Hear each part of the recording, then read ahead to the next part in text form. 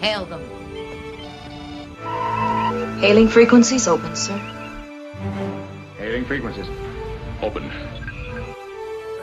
I don't know why I keep giving alien street food a chance. It's always such a gamble. Captain, we're being hailed. On screen. Hello, and welcome to another Hailing Frequencies Open podcast, where we are trekking through the past and future of Star Trek. Didn't we recently see that someone else is using that same catchphrase? It's like trekking. No, they didn't use the word trekking as a verb. But so we're more original than them. I don't remember who it was, but Damien pointed it out to me and was like, "What?"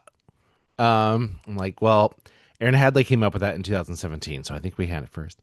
As always, I'm your host, Mike Jones, and joining me in the virtual studio today, he caught her mid-tour while corralling would-be musician looking for their next gig. It's Damien. Yes, Mike Jones. I had a real life celebrity encounter with one of our longtime co-hosts, and it's amazing because I got to see her behaving very pleasantly, yet knew her well enough to know that she had no pleasant intentions at all. Leading a group, we're walking. Yes. That's No, exactly how she it was full of hatred and disdain, but had some perfunctory smile on her face that other people seemed to believe. I don't know. Anyway, I'm also glad, Mike Jones, that you introduced yourself this time. I remembered to say my own name. That's true. Yes, as always, I'm your host. As always, I'm your host. Yeah. And joining well, she's finally apologizing to the Andorian people after being told, please stop appearing in blueface. It's offensive. Please welcome Lanita. Blueface? When has this face ever been blue?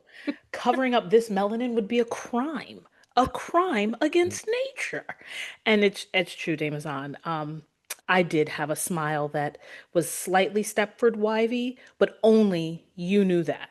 They had no idea because I am a master at faking the funk. I was delighted to see. I don't get to see fake Lanita very often. We're subject to the whims of real Lanita at all times. So Absolutely. it was very informative.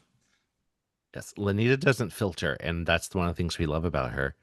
Yeah, Um, I try to say the third thing, but it doesn't happen. Well, he is patiently waiting for us to shut the hell up. I'd like just to get to our guest. He is a New York-based drag king and performer who specializes in cosplay drag. He was the first drag king to join the company of our friends at Too Proudly Go, and is thrilled to have since helped them fill the cast with more kings. Jackson has hosted and spoken on panels at conventions like New York Comic Con and C2E2, which I don't even know what that is. It's so cool. And many Star Trek events on subjects like queer and trans representation in Trek, the legacy of Kirk Spock fan fiction. We'll get to that later and more. Please welcome to the pod, Jackson Juniper. Hello. I'm so happy to be here after nagging Damien every time I see him at a show to find No, out. I was going to say, Jackson, you are like our most overdue guest now.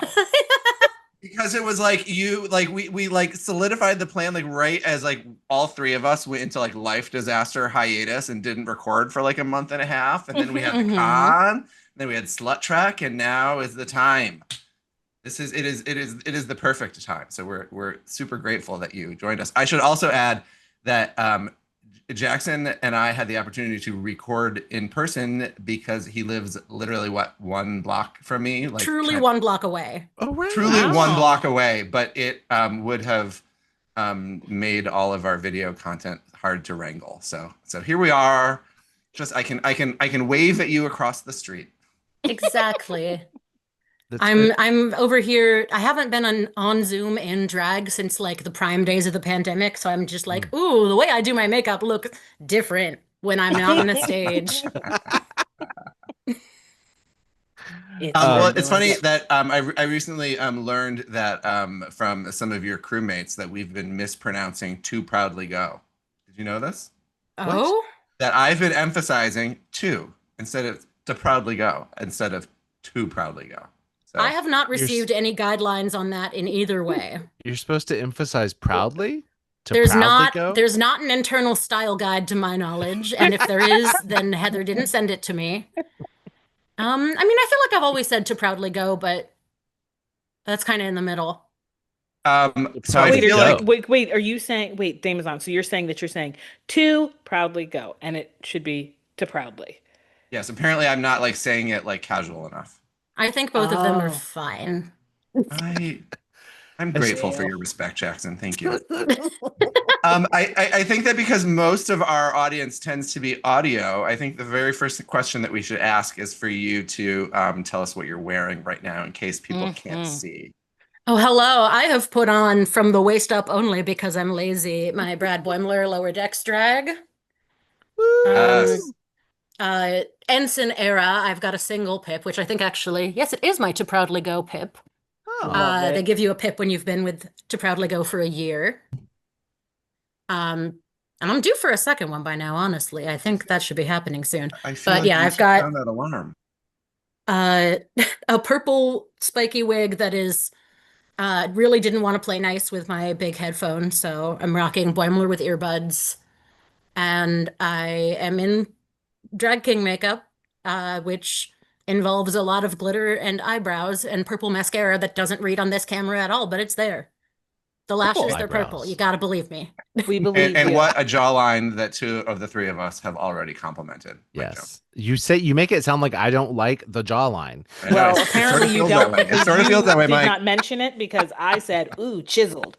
And then Damazon followed my up God. with nice Oh my jawline. God. And you said nothing. Nothing. Well, I was busy working on getting the intro typed up. Oh, I had to get the things typed up. I can't do two things at once. Jackson, we're so happy that you're here. Please, Yes. we are absolutely thrilled.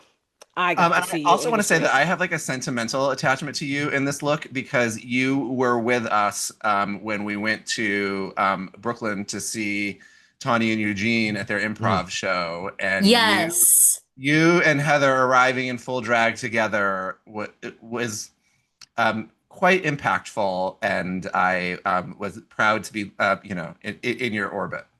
It was very sweet. Eugene was, I think he was used to me by then because that, I forget if that was before or after the New York Comic Con like Lower Decks event. But when I saw Eugene at that, the whole cast was there. But Eugene came up to me and he went, "Wait, look at this Boimler. Has Jack seen you yet?" And I was like, "No, I don't think so." And then he ran across the like bar screaming to go get Jack Quaid to come look at me, That's amazing. That's which of course awesome. was an honor. And what did Jack Quaid say? He was obsessed with it. He loved my badgie purse that I had to carry my extra makeup in. Big fan. He asked when I was doing a version with the beard because it was early Lower Deck season 5, and I was like, "Listen, it's already in progress. It's already on the way." Oh my God! yeah. Wait, is that in Which progress? version of the beard would you do? I've done one that's just straight glitter beard, like traditional drag king glitter, but I've also done I mean, there are characters that I've worn like lace facial hair for, but for Boimler, because he's already a cartoon, I straight up just draw a cartoon beard on that's like Yeah. purple with purple strokes, sort of the way I've done my eyebrows, because Why not? he's a cartoon. I used to, when I first started doing him, I've had full like black outline, like cartoon character face that ended yeah. up just being like too much work for not enough actual payoff in the look. But Excellent. he's a lot of fun. He was the first character I ever did with To Proudly Go, so he's very sentimental for me. He's my sweet boy. I feel like I am a cartoon of a drag king. My performance style is very silly and cartoony, so an animated character just makes a lot of sense for me. Absolutely. Can you, if you're willing, do a little time portal with us? And can you talk to us how you started in drag? Oh God. Well, it's very fun for when a drag king is also a trans man or trans mask, of which many of us are. Imagine that, someone who like spends a lot of time studying masculinity. So it's a very much like the first time I was like, oh, let me dress in drag, was also very much like a gender awakening moment for me. This was probably my freshman year of college, Wow. where I was just like on like a nice little like female theater major who would audition for male roles all the time because I had a pixie cut and a decent vocal range, and the parts are better. And and then I dressed like in full drag for a callback, and I was like, wait a second.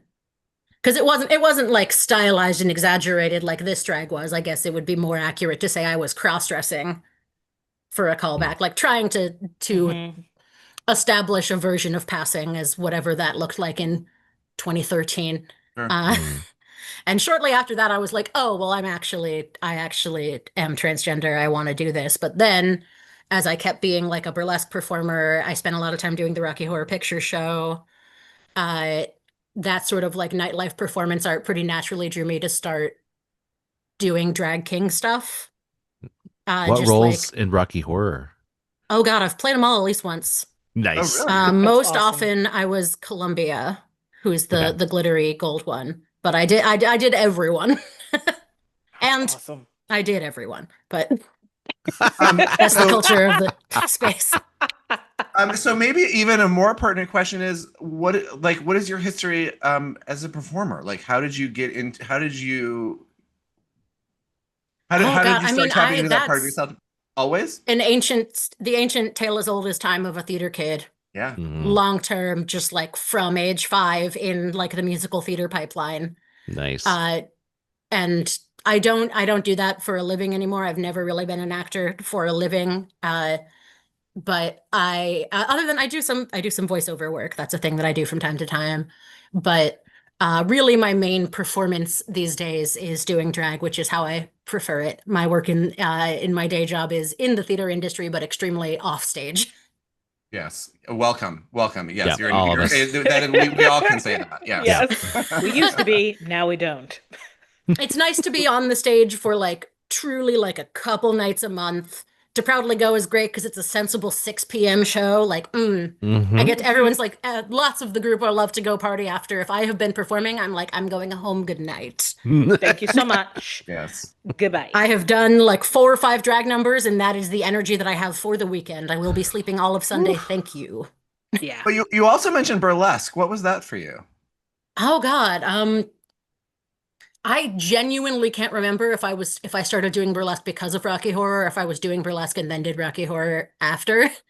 But very much just like coming up in like a sort of sex positive educational sphere, like doing kink education and stuff like that. It was very natural for me to just immediately want to start taking my clothes off. So as many of us do. Many young queers of a time. As many of us do in one form. In one form or another. And it's extra nice when you get paid money about it. Absolutely. And people applaud really loud and make you feel good about your body. Yeah.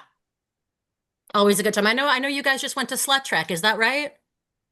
I just Damien went to Slut Track. We had Lucy on afterwards. Yes. Yes. There's a couple of the folks in that show. I know, I'm pretty sure, because I've done stuff up at the Crystal Ballroom before. They're all a delight. Yes, it was a really sort of like, mind, even for like my queer self, it was like a mind-opening, mind-bending experience to see that show. It was really, really, really good. And I feel like not dissimilar from what you guys are doing. It is a real sort of provocative exploration of what Star Trek can be, Yeah, it's a lot of fun. Like Mike said, introducing me, I was the first king to join TPG. It was just a bunch of incredibly talented drag queens paying tribute to the women of Star Trek. But I was very excited to join because I feel like there are few men in pop culture that are more camp than the men of Star Trek. Yeah. Like the men of Star Trek, especially if we're talking TOS era. Oh, yeah. Like they're wearing more makeup than the women. Correct. Their performances are extremely over the top and put on. They are. And it's camp. It's the best version of camp. So like doing things like Kirk or Spock just is especially considering they're, an iconic part of queer nerd history. It seemed pretty natural to me. So I was surprised they had not had kings before, but now I have summoned many, many little kings below me. I say little, they're all incredibly talented and established drag kings. I didn't like birth them from my drag womb, but you didn't invent them. I want to pull on a little nugget that you dropped just now. that you said that Kirk and Spock are an important part of queer nerd history. It's really interesting because Mike, you may remember this. We were at a panel in the con, and there was somebody who said, "Yeah, a lot of people think that Kirk and Spock should be together, but it's just not in the show. It's just not the evidence just isn't there." And I was like, "Oh, I know a lot of queer people who would disagree with that." Right. So, Like, are we watching the same show? so you dropped that Kirk and Spock are part of queer history. Tell I think everyone here knows why, but maybe people listening don't know. I mean, I feel like all of my friends who have like more recently taken to watch TOS for the first time have all been shocked when they realized how gay it actually is.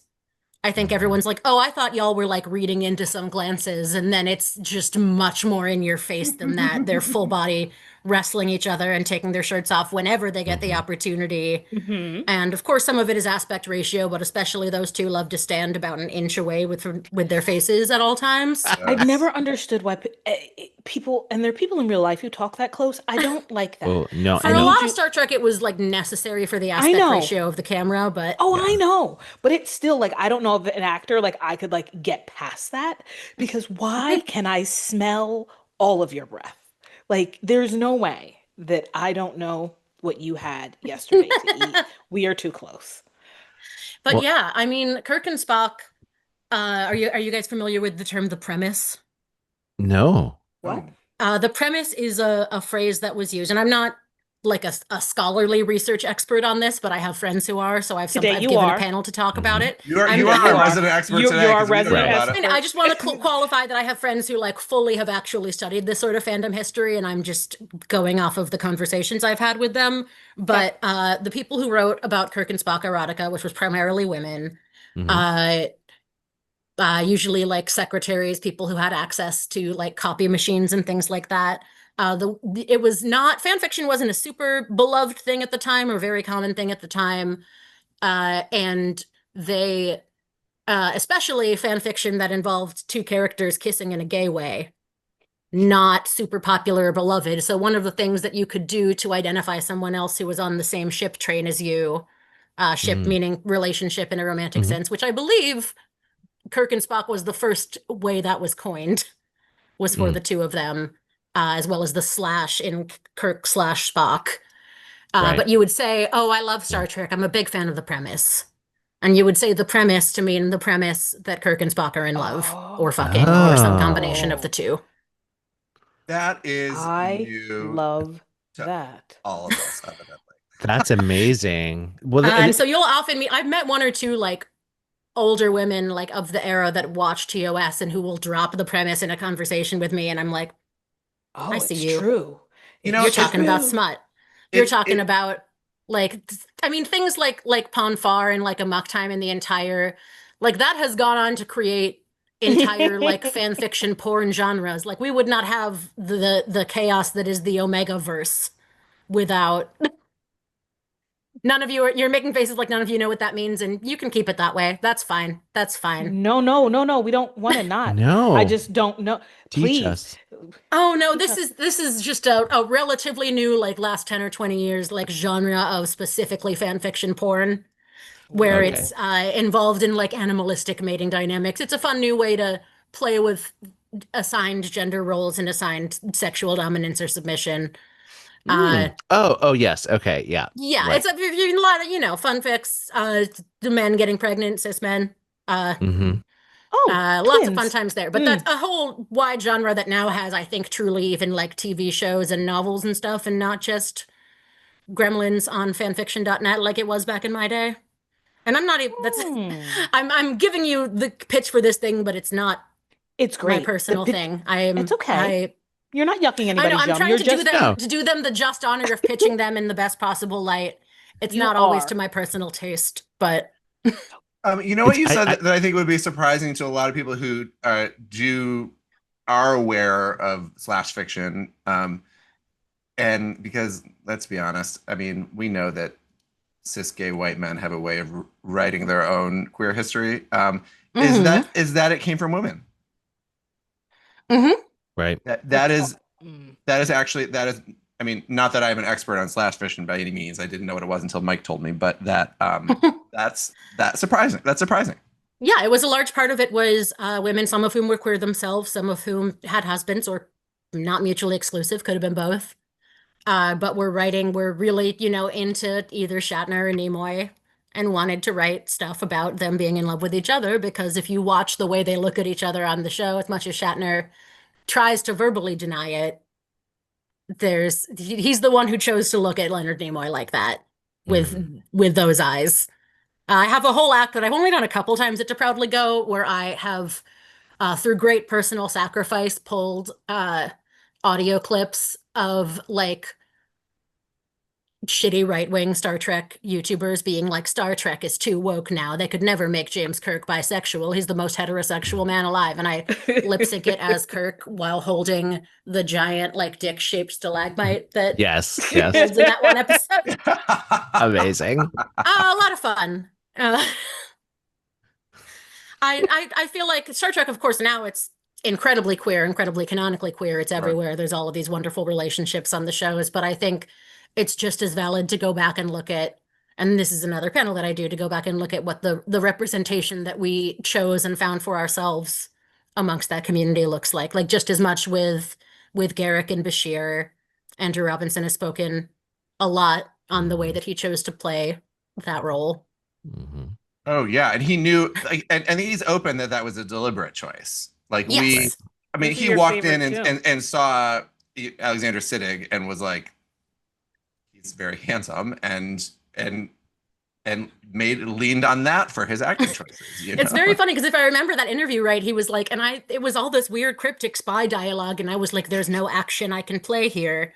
And then I saw him and I was like, oh, I can play. I want to fuck this guy. Right. Like that's an action line. Verb. Yeah, that is right a motivation in a scene.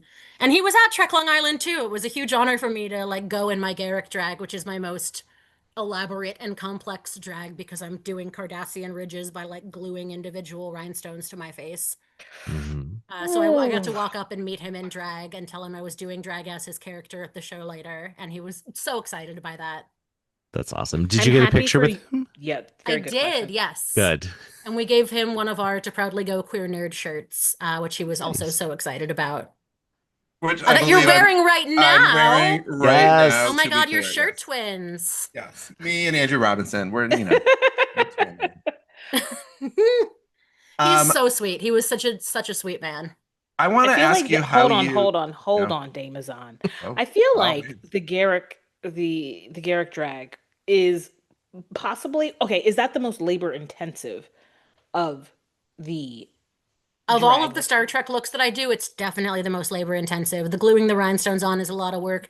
Anything with body paint is a lot of work, but because I'm like doing gray and stuff, but I'm at least like mostly covered. I'm not having to do like my whole arms and torso and stuff. So I've done drag and non-Star Trek stuff that involved like painting my whole torso in ways that take forever and take even longer to shower off.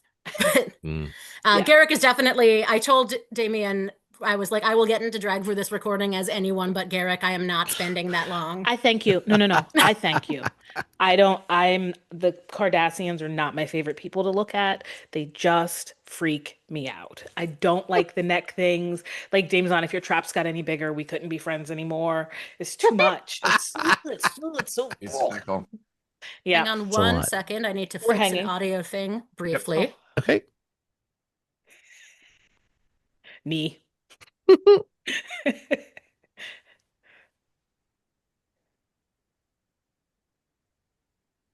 I love that we're just getting a knee. There we go. Wait, back. Oh, you're muted. Back. Yep. Okay, now you're back. I returned. You are returned. Yes. Good. Okay. Yes, you did all just get, as I fixed a technical difficulty, a view of the shorts that I'm wearing underneath my uniform top. Yes, there were no out shorts. Of context, it would have been strange, but we knew it was a knee. If like it was all that we'd seen, just a photo, it would have taken a minute. It's, the Brad Boimler effect, absolutely slacking off on the rules, a thing he canonically loves. So the Garrick look, so we got to jump to that.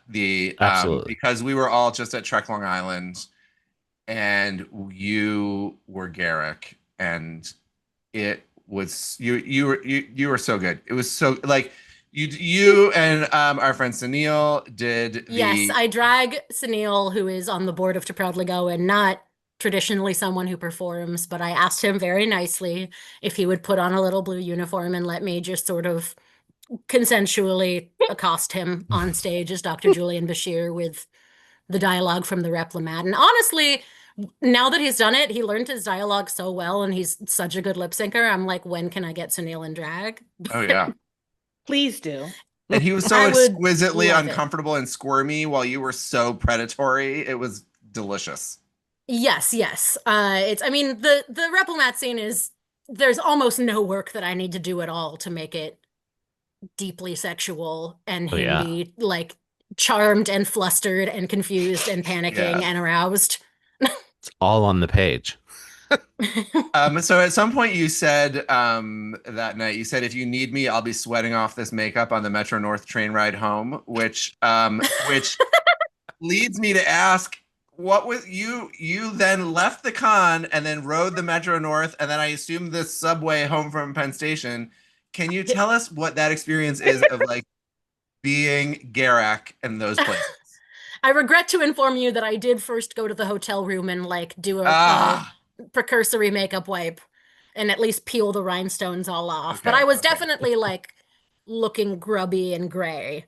Like a And like typical all up in my New temples Yorker. and my neck and my hands in places it shouldn't be.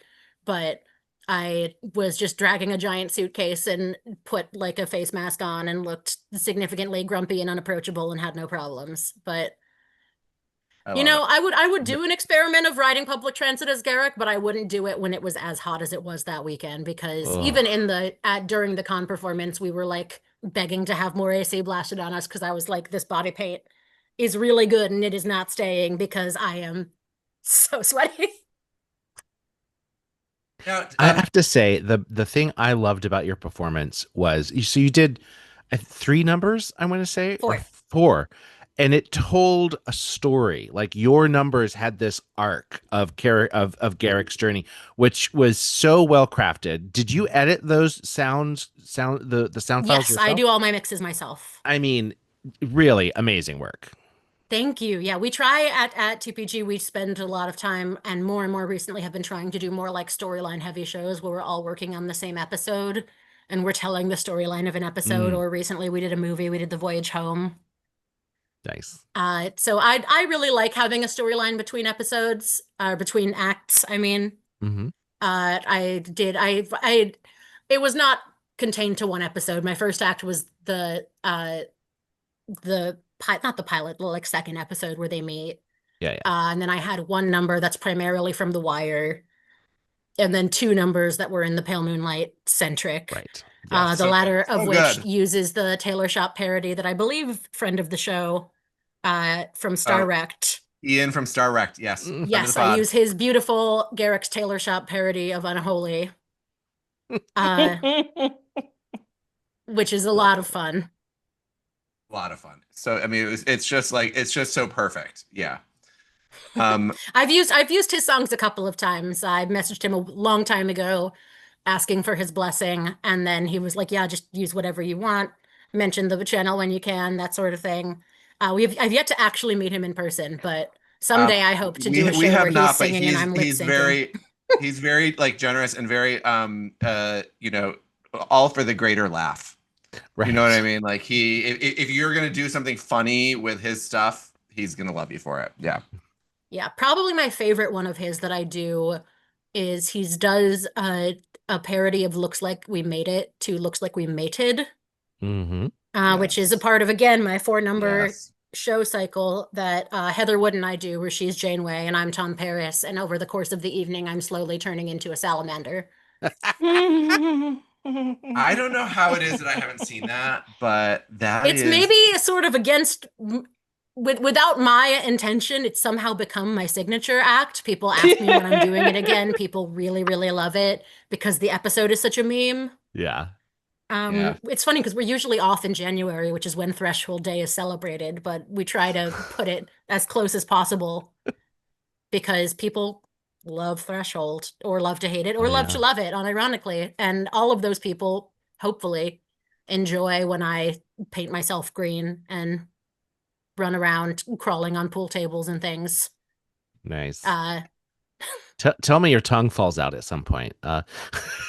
Oh God, no, that moment actually isn't in it, but that's hard to make that like sexy. True, sure, yeah. Because I do try to be a little bit of a sexy lizard. I'm more of a green. I have like a green lizard bodysuit, and then I have a son. This is spoilers for my act, but I have a little plush salamander that I've sewed the little Oh. pincers onto, who looks more like they actually do. Mm-hmm. Which is really just an excuse for me to cut in like 20 seconds of the Hamilton audio of "Look at my son" and reveal my stupid little salamander child. Oh, that's perfect. That's That too is good. I really did. clever. I when I once met Robert Picardo and told him about that act, the first thing he said to me was, "You're too good looking to play Tom Paris," uh, which was very sweet. But he's a silly guy. But then I showed him like the progression of me turning into a lizard, and he was just dumbfounded that anyone had made that particular episode into anything.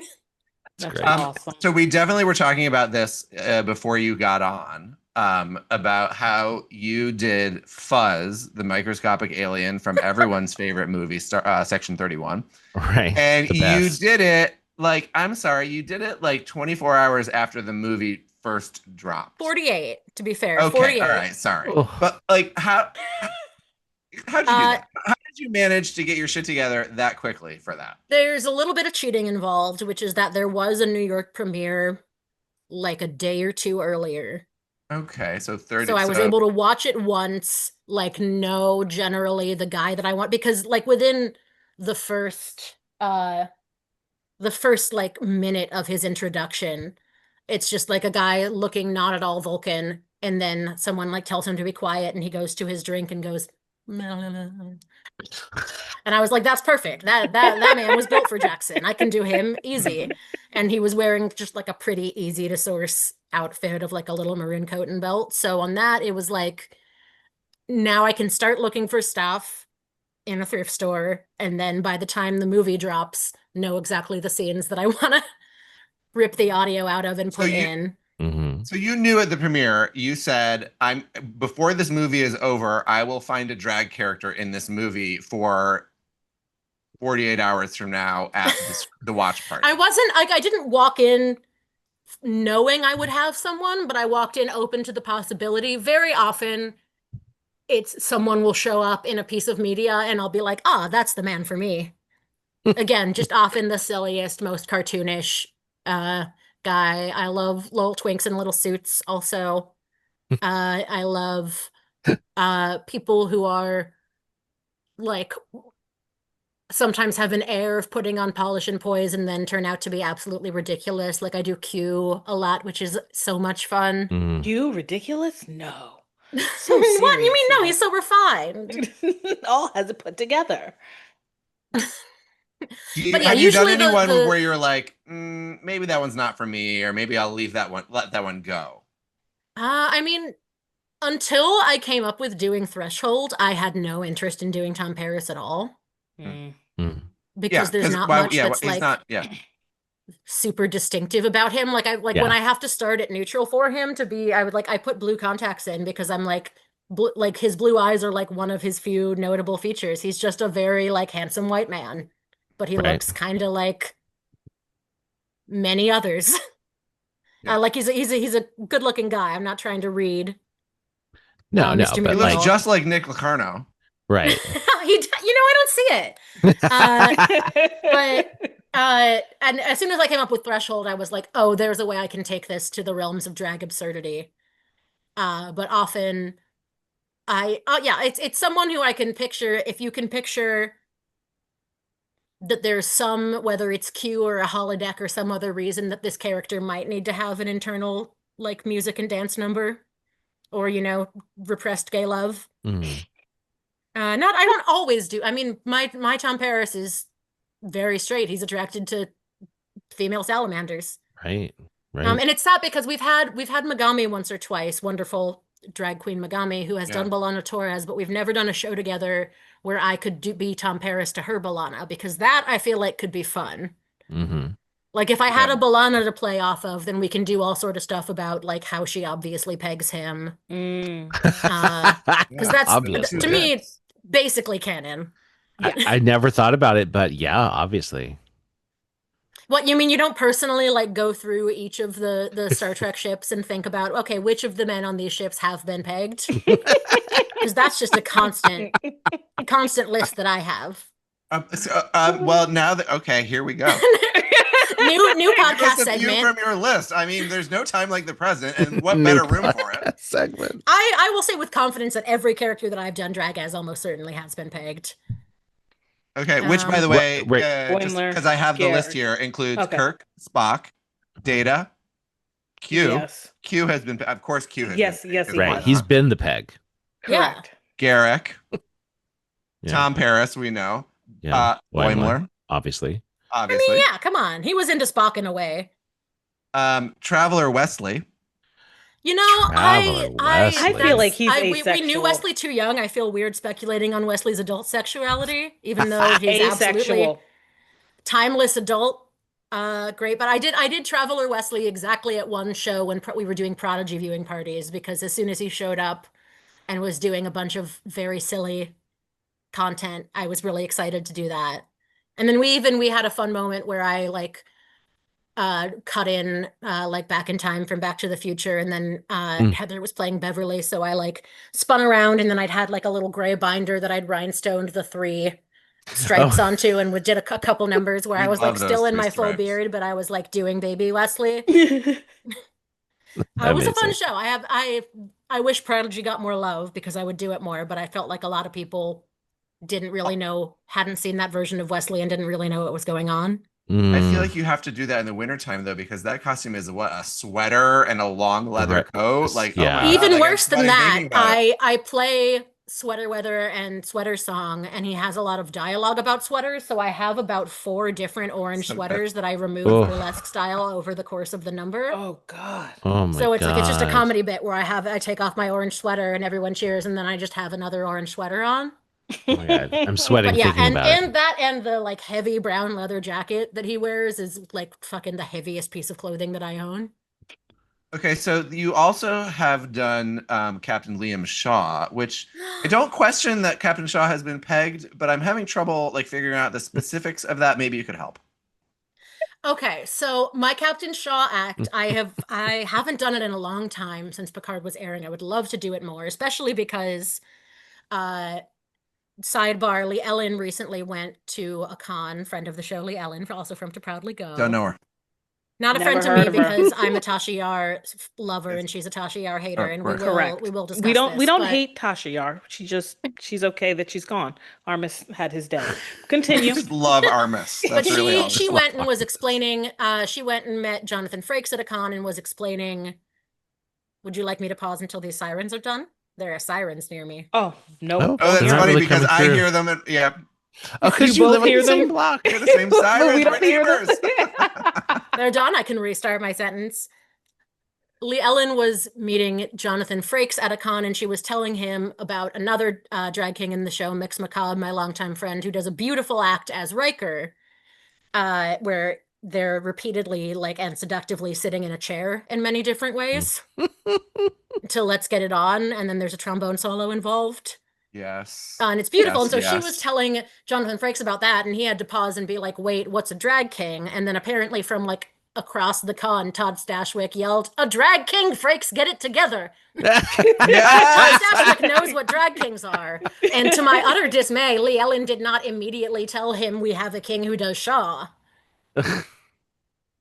And I love Shaw because it's first of all, it's an excuse to use a cane on stage because I use a cane in my life, and I will put it on stage either if I'm just having a bad week and I need it, but mostly I like to do it when I feel like it fits the character and the vibe of the act. And that man gets absolutely fucked up and covered in blood and is limping around with a cane, and it works for him. But we got onto him because we were talking about being pegged. I initially started doing Shaw because Thank you. Thank you for bringing us back to pegging. Sorry, yes, We're full not circle. finished We're with that. talking Yes. about I love pegging. it. Have you seen the non-Trek show Our Flag Means Death? Yes, a little bit. Yes, it's No. excellent. So It's the on my character list. of Izzy Hands in that is an identical character to Liam Shaw, like the like bitchy villain character. There's a captain and he's having his power stripped from under him and he's not pleased about it. Exact same beard. To the point that I had done an Izzy Hans drag act, and then when Captain Shaw showed up, I was like, wow, he has the exact same energy and the exact same expensive lace facial hair that I already bought for a different character. Yes. Yahtzee. And yeah, I use an Ash Nico song where the chorus includes "Being a bitch is my kink." And then I use of course Megan Trainor's "No, my name is No, my number is No," because that became a meme with Shaw. Right. Yep. No, He's heard around the world. yeah, he's just so fucking fun. I love Shaw, and I should bring him back. I haven't done him in a long time because we haven't, like, Picard isn't airing anymore, but maybe if we have another queen come through, because we don't have any queens currently who do 7 of 9. But if Which is a someone lot. Dame is Lost. on. There is an opening. No. Oh my God, Damien, what is there like a special Patreon like goal that we can hit where I put Damien in 7 of 9 drag? Yes.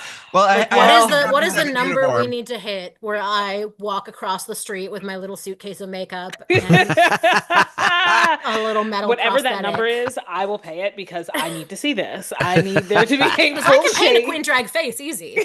What I have to tell you about this though is that Mike and I went to a con last year where at the time I had fairly long hair, and Fabio. it was my Fabio moment, as Lenita keep like, because apparently he's the only long haired man she knows.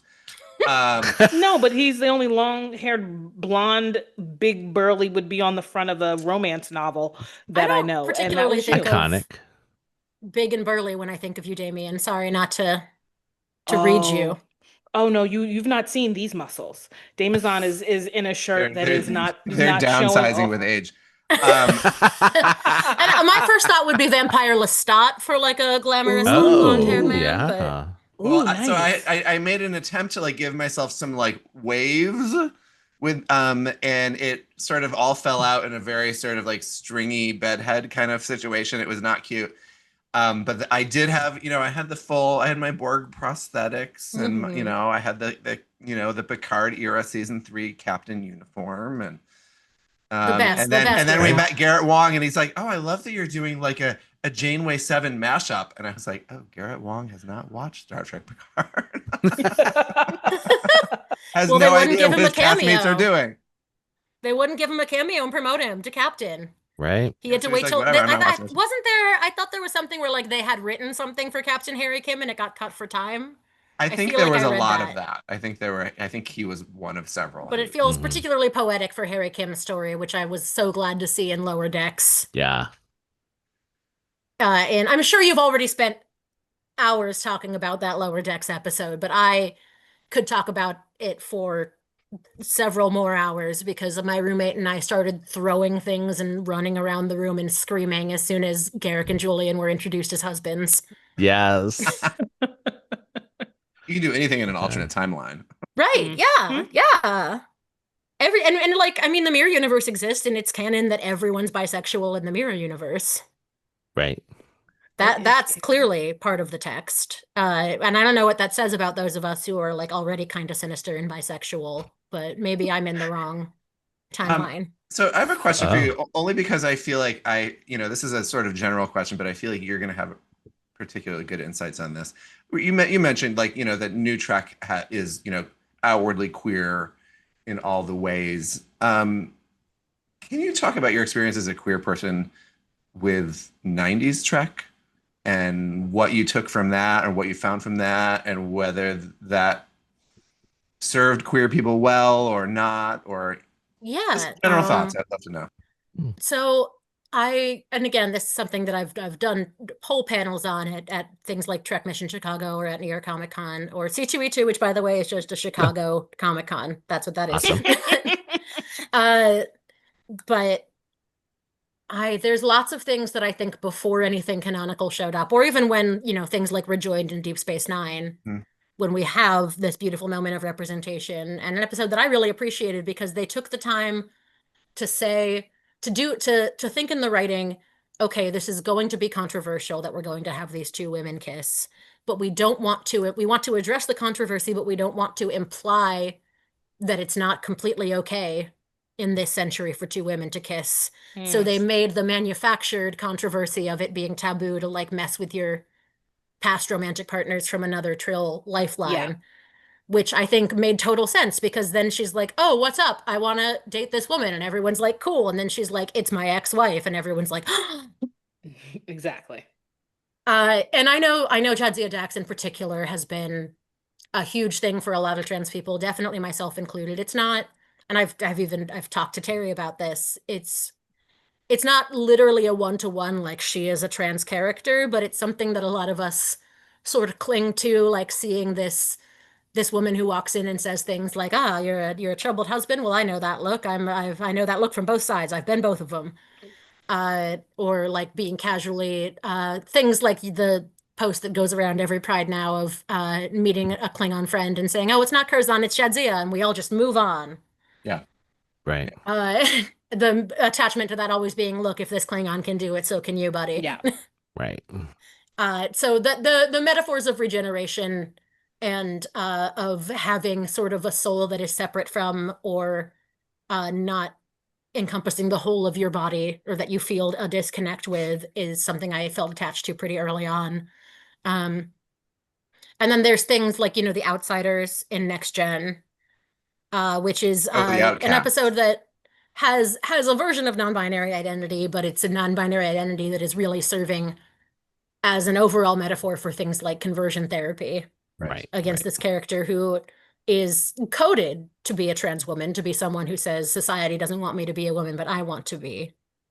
And I know I've read before, at least, that Jonathan Frakes was pushing for that to be a male actor as opposed to a female actor. Obviously, today the ideal would be a trans female actor, but even at the time, if it had been a male actor, I feel like it could have had a little bit more push. But I've spent a lot of time talking about that episode in particular, and I think things like that monologue from it that can so clearly be applied to the way that a lot of trans people feel today. I really appreciate it. I really love it and think it has its place. I vastly prefer it to the Enterprise episode Cogenitor, which Damien. Oh, I was almost going to prompt you to that at length. I want to say just P.S. that Mike and I, along with our mutual friend Lee Ellen and Jackson, drove out from Manhattan to Trek Long Island. And, it is no secret if you listen to this podcast that I am short on Enterprise knowledge. I have never, I will have to watch this episode. Jackson brought up this and described it, and I was horrified. So can you just give us a little, like I'll do the short version. The Cliff Notes version is that essentially there's a planet where there's a third sex. There's like a non-binary sex that is only like 3% of the population. There's not that many of them, and they're required for the species to reproduce. They need all three. So it essentially is like a weird non-binary Handmaid's Tale, where like this like small part of the population, who are usually referred to as it, or when Trip Tucker, the one good one in the show, because he thinks they look like a woman, calls her a she. They're just sort of passed around to male and female couples to like, do whatever they need to do to have the children happen, but they're like treated as a subspecies, like they're not really given names, they're not taught how to read. And so, you think this is going to be like, okay, well, Trip Tucker is like falling in love with this one and is like teaching them to read and is like giving you a name and is like, you can be your own person and that's valid. And then most of the way through the episode, Captain Archer is like, what the fuck are you doing, Trip Tucker? That's their culture and you have to respect their culture. And then Trip's like, wait, but can she ask for asylum? Like, can they like seek refuge from this place that they're being horribly mistreated? And Archer's like, no. And then like it cuts to like 2 months later, and after Archer has screamed at him, he comes back and screams at him again, and he's like, hey, that person killed themselves, and it's your fault, Trip Tucker, for not respecting their culture. And then the episode ends. And then it says directed by LeVar Burton, and I have questions for you, LeVar. What LeVar, I have questions. What are we meant to take away from that? Like cultural relativism. It's 2002, and we respect other cultures unless they're not white people. Because Enterprise, among other things, is aggressively post 9/11. Right. But everything about that episode, it made me so mad, and it ruined the rest of me trying, because truly, like 2 seasons later, another planet, another situation, two different populations, one subjugating the other and won't let them literally learn to read. And Archer's like, how can you do that to people? That's inhuman. You could never do that to someone. And I'm like, bitch, you said. Bitch, you specifically said you had to let them do their culture. Do their Like, and culture. I will wrap this up, I promise. But Star Trek has addressed the issue of cultural relativism in those questions before effectively. I think of that one Next Generation episode where Loxana has that boyfriend from the planet where like you have like a form of ritualized suicide when you reach a certain age. And it asks the questions about like, we're letting them do that. That's their choice. Notable difference in the episode, that guy's choosing to go through with it. Right. In the episode with this non-binary aligned character, they don't want to be there. They hate their life. And Archer's like, well, no, they wouldn't hate their life if you, Trip Tucker, hadn't promised them that there could be anything else, and you should have just let them suffer. Credits roll. Rick Berman. I feel like they were trying to say something about what led to the Prime Directive, but did not handle it in a good way.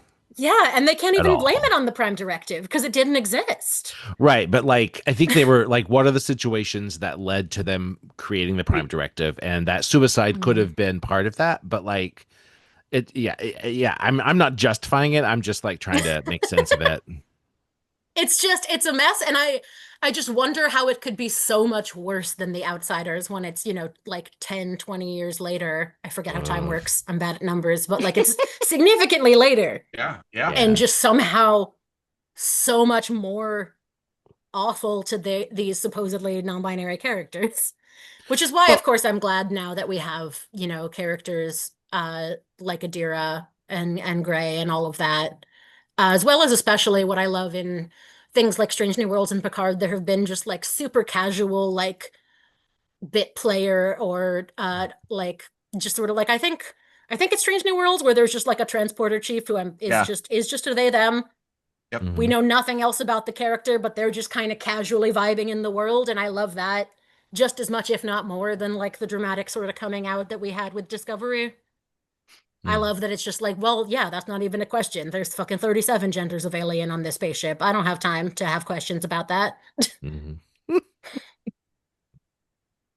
Yeah, I feel like that is it is and I feel like there's room for both. I feel like the Discovery approach where everything is sort of explored and heartfelt and absolutely and yeah. emotional, but yeah, and I feel like the Strange New Worlds sort of response to that. Also, we had a non-binary villain who we're led to believe runs off with Cybok. Angel, right? Oh yes, Angel. Yes.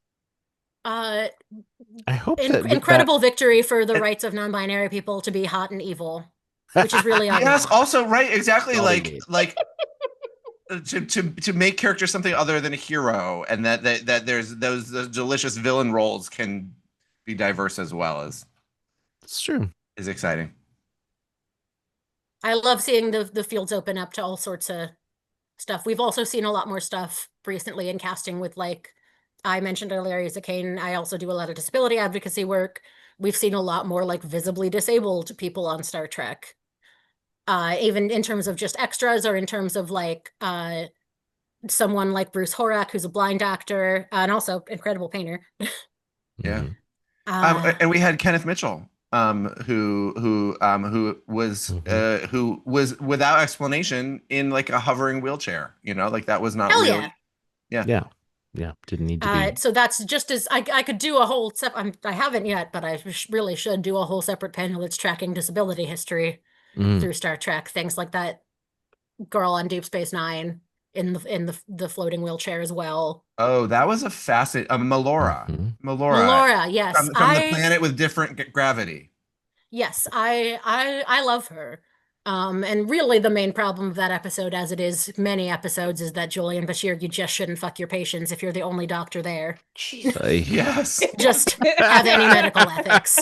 But that right. Really was the main breach, because he does all this stuff, and I genuinely like the choice of her being like, no, I'd rather fucking move through life the way that I move through it, and I don't want to make changes. And I mean, it's narratives that we've seen as well. Someone like Geordie LaForge, Sure. Right. things like him choosing to wear his visor and not get surgery, even though then in a later timeline that decision changed for him, which I think was primarily motivated by LeVar Burton wanting to be able to act with his eyes, which fair.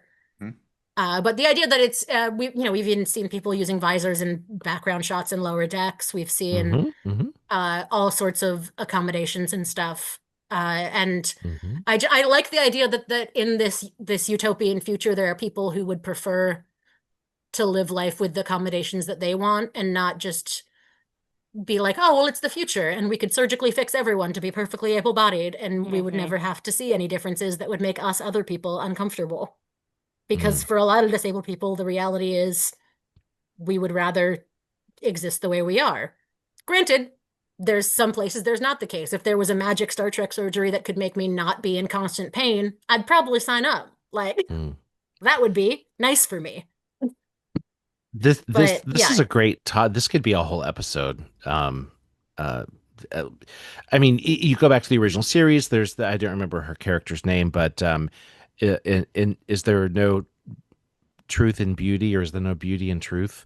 One of those, and then the other one was Diana Worlds episode or Muldaur, something. Right, Diana Muldaur's character, who's blind, who has like that cool outfit that is covered in sensors.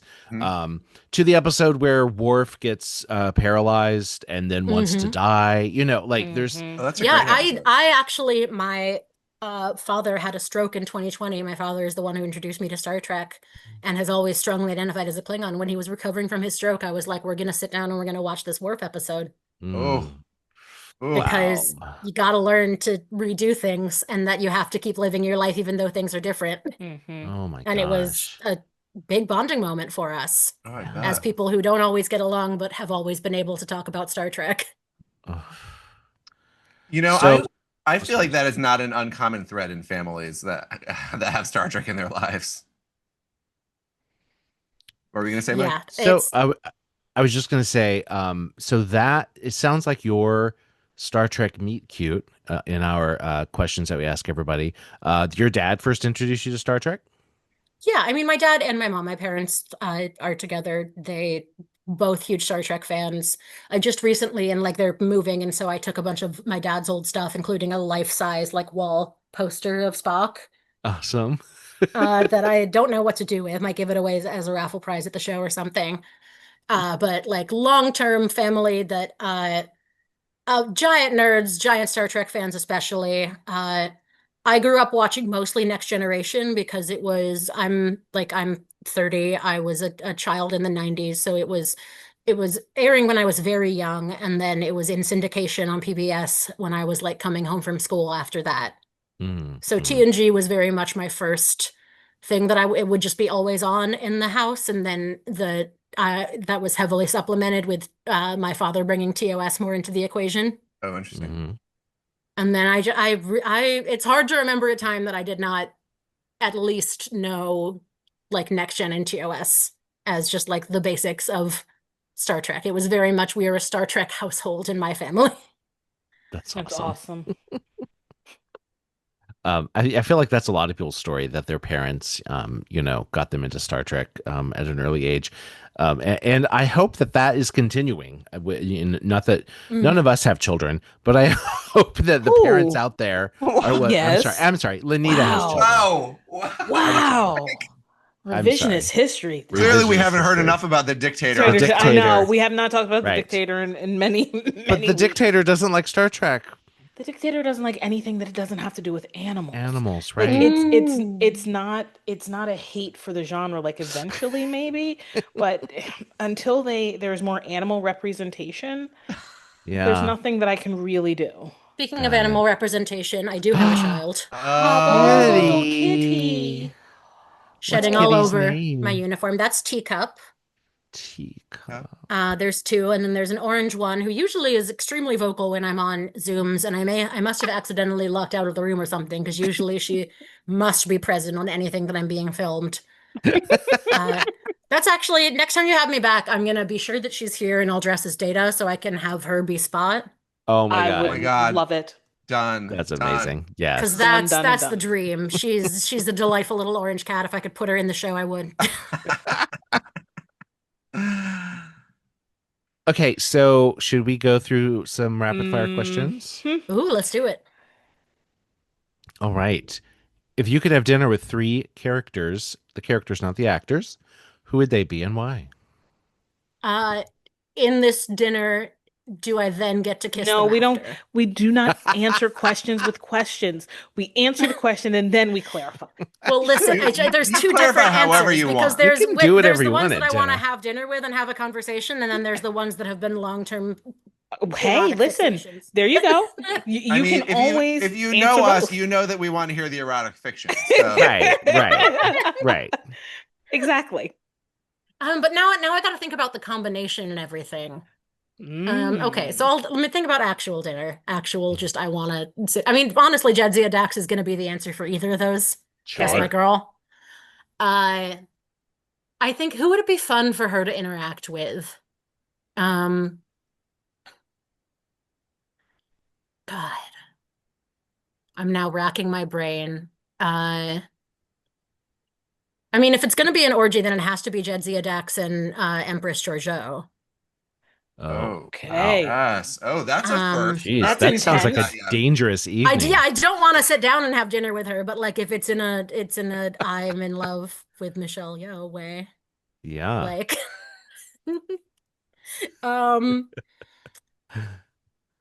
who else? I mean, I personally, and I mean, I guess he is fully functional, but I'm a big Data fan. Okay. One of my earliest crushes in life.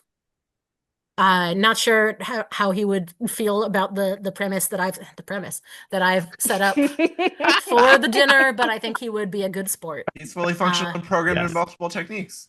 Right. Yeah, that's him. That's all you Love need. it. That's all That's you good.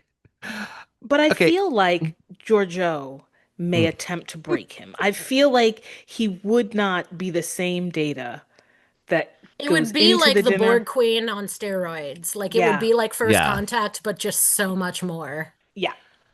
Yeah, she would figure out some blinking pattern to make him like. I would also be nervous to be in a room where Giorgio is the best fighter in the room. Oh, sure. You know, I feel like Jadzia Dex could hold her own. I do Agree. too. Yeah. Except for when Rick Berman has things to say about it, but Ugh. I need to be so clear that the dinner that I'm having is not written by Rick Berman. Yeah. No, he's not invited. Not invited. He's not invited. No. Okay. Could it be Rick written by Berman Gene is trying to Roddenberry? call us for months, trying to get on the pod, and we're like, Rick, no. If you do, if that were real life, which I know it's not, but if it were real life, Makes it him fun. on the pod, also me on the pod, I sit down and I say, Rick, let's talk about cogenitor.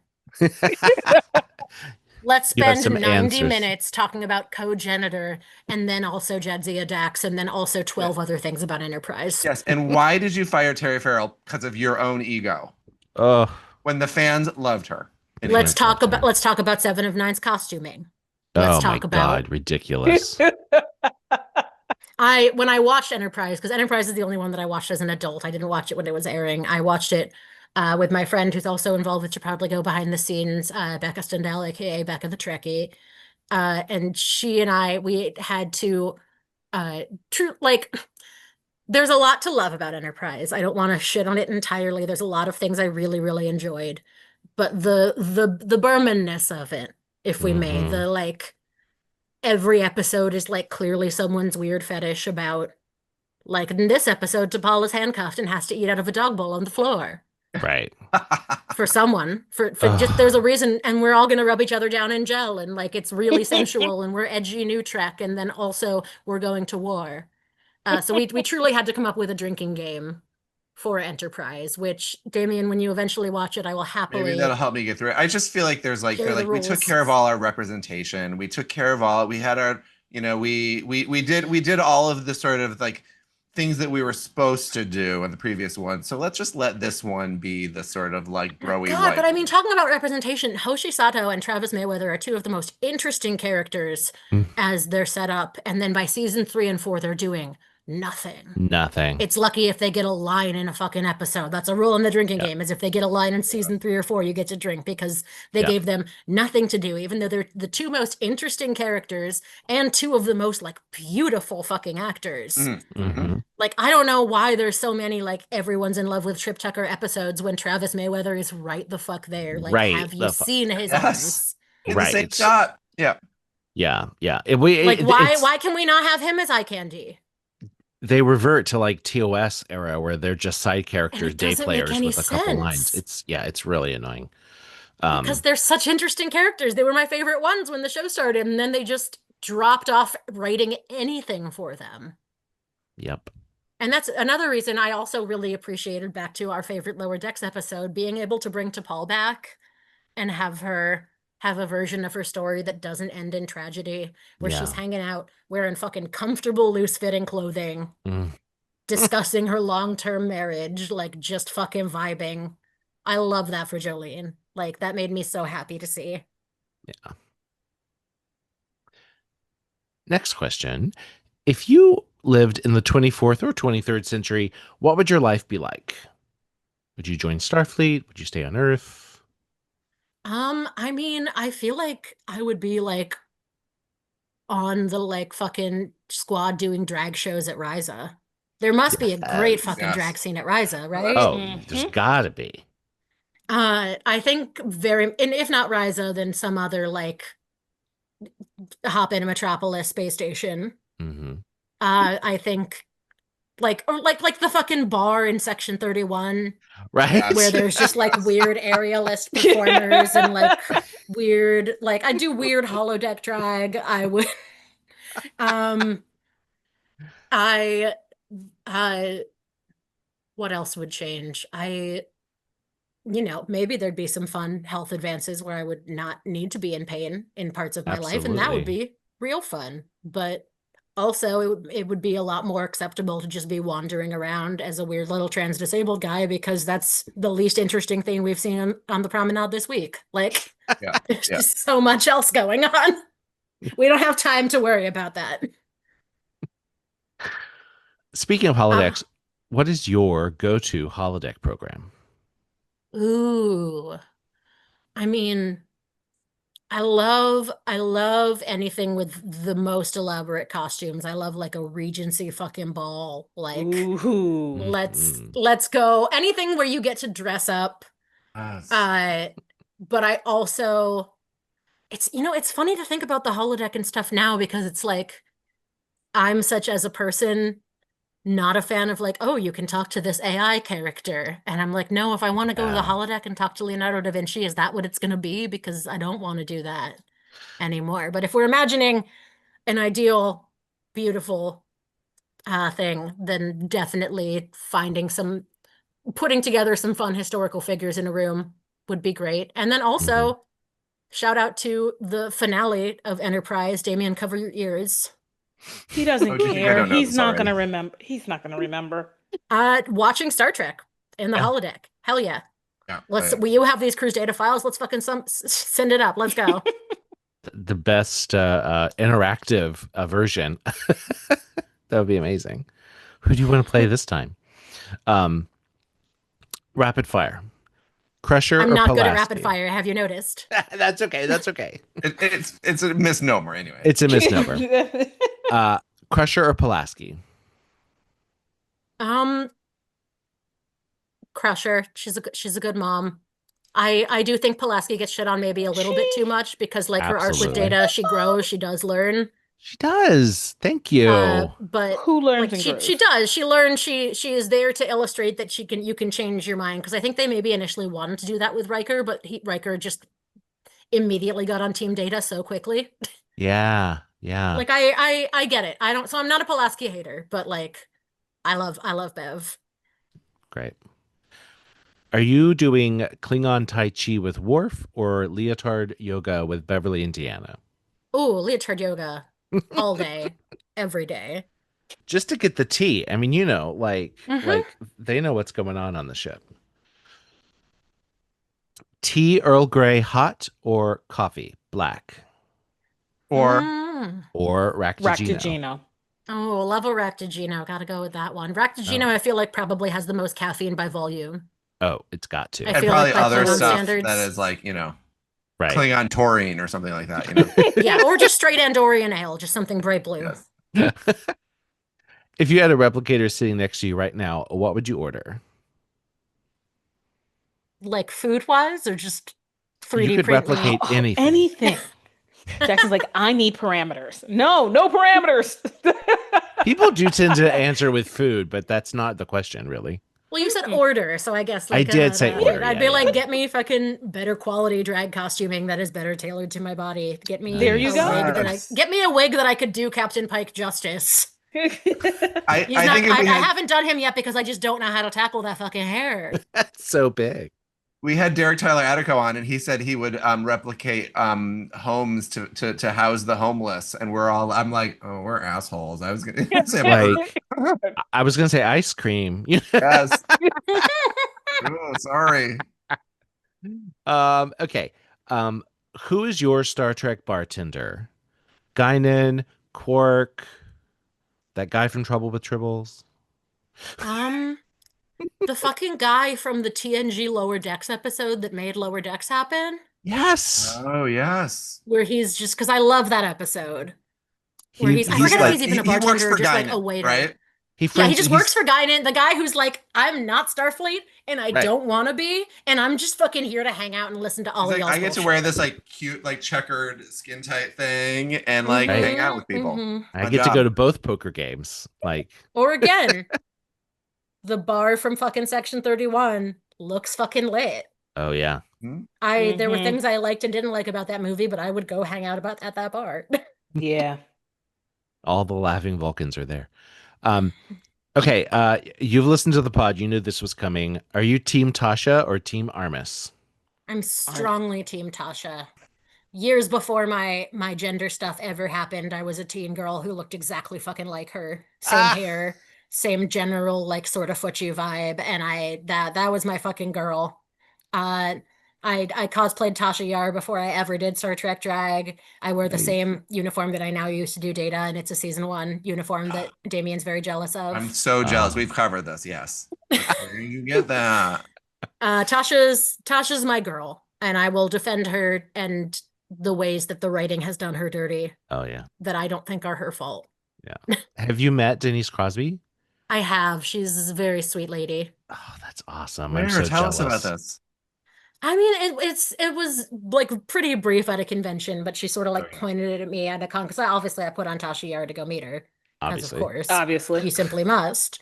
And she just sort of pointed at me from across the con, and she was like looking good. And then she complimented because when I do, when I I don't dress up as female Star Trek characters very often, but when I'm trying to do a cosplay and be accurate, if you're doing a TNG lady, you need to have the 90s blush bronzer combo, Oh, which is just like so much. Here.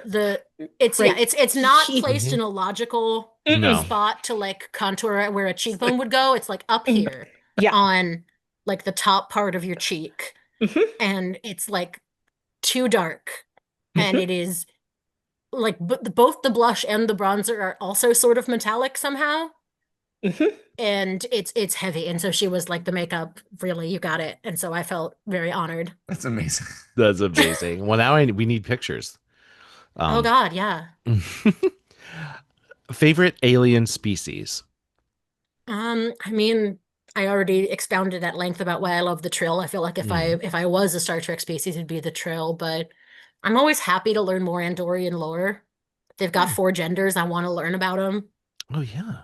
Love the Andorians. And then, I mean, love a Denobulan too. Love a canonically polyamorous species. Yes. Phlox is really one of the best characters on Enterprise. I mean, I know we were kind of shitting on Enterprise, but like, Damien, watch it for Phlox because Oh, I yeah. think I he's know. hilarious. Flux, and watch it for Hoshi and Travis, who in the first 2 seasons have a lot of interesting things to do. Yeah. And then play the game where if you're me and you're really bad with faces and telling people apart, see how long it takes you to be able to tell Trip and Malcolm apart before they start speaking. Because I had to wait for them to talk and see what accent it was. Oh. And they're both very handsome men. but they're Right. just sort of generally the same shape of white guy. hmm And so I'm some degree of face blind. Like I'm bad at telling people apart. And I had to wait for them to start talking. That's I love that. hilarious. I love that. I definitely have a little face blindness too. I think it was worse when I was a kid. I watching the Tim Burton Batman. I couldn't tell the difference between Michael Keaton and the actor who plays like the other reporter guy, who was like not a very important character, but he kind of is. Anyway, they're both just like white guys with brown hair. Like I was such a confused child. I was like, wait, he works at the newspaper and he's rich and he's Batman. Like very confused. This is absolutely my life experience as well. Excellent. It happens on Star Trek a lot. They're often all wearing the same fucking outfit. Yeah. Right. It's just you have to literally count pips sometimes, like Trip and Malcolm have the same number of pips, my guy. ah. Yeah. All right. Last question. Who's your captain?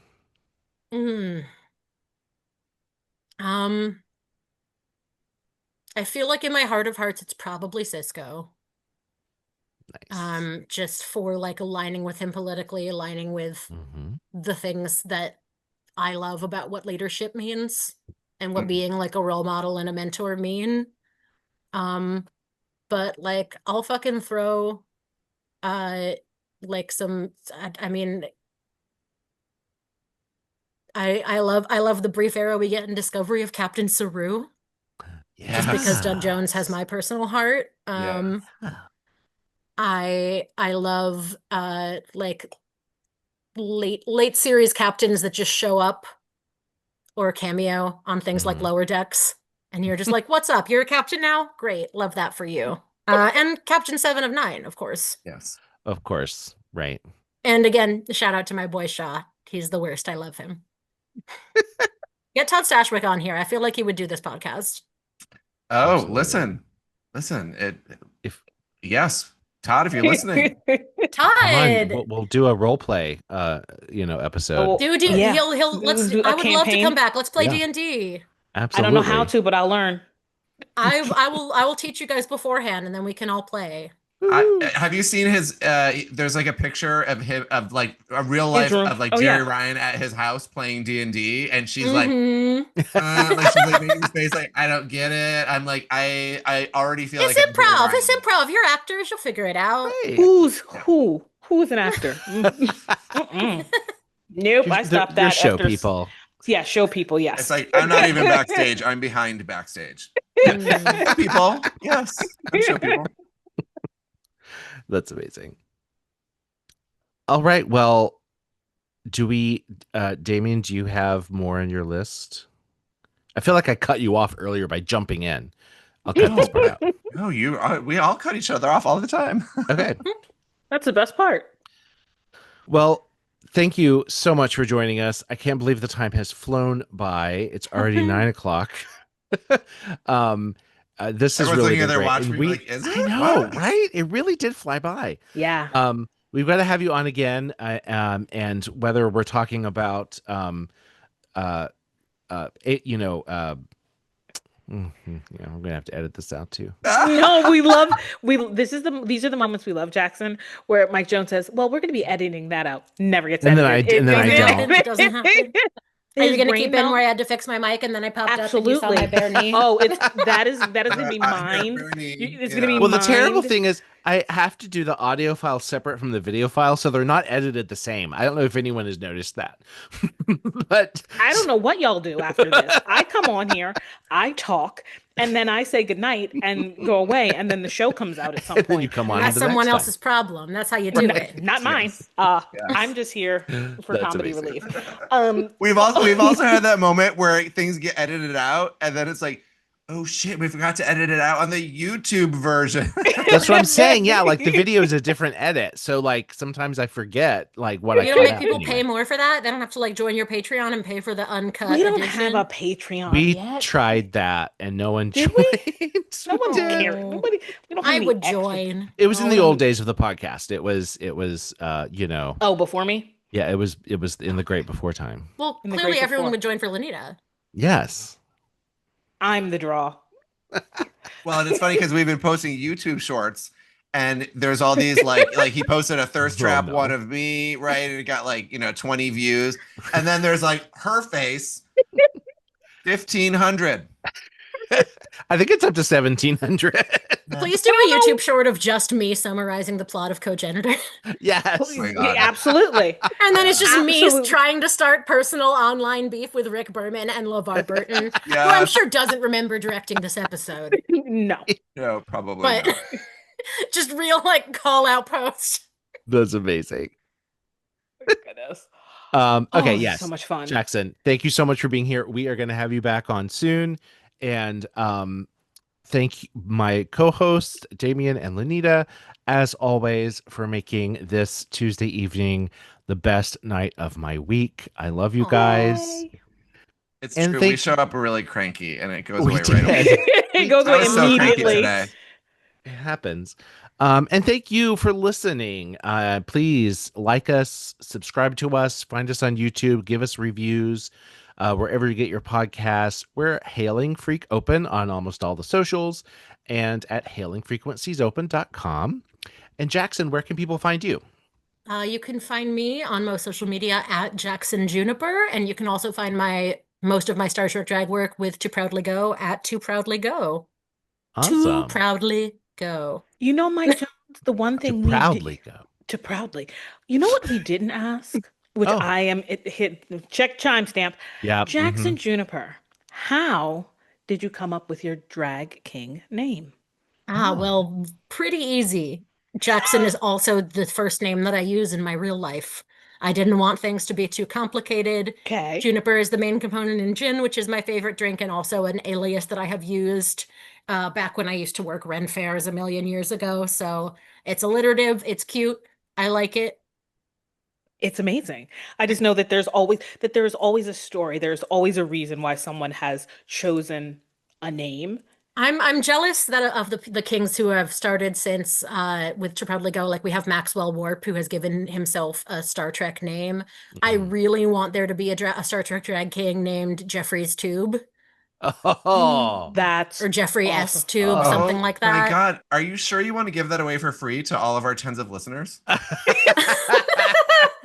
You have to come join To Proudly Go and be mentored, become my drag son, and then Yes. I'll gift you that name. There you go.